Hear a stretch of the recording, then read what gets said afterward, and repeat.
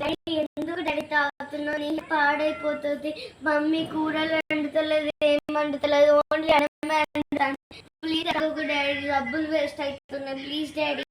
నాకు చెప్పుకోలేని బాధలు ఉన్నాయి డాడీ. నేను వచ్చే బాధలున్నా ఏం చేయాలి?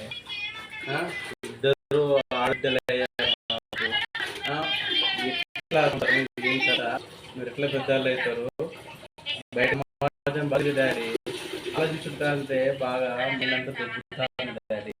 అందుకే చిన్న అప్పుడప్పుడు ఇట్లా తాగుతున్నాను డాడీ.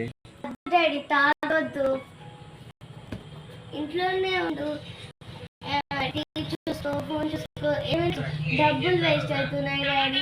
మేము రోజు అన్నంలో పచ్చడి వేసుకొని తింటున్నాం, అసలు కూరలు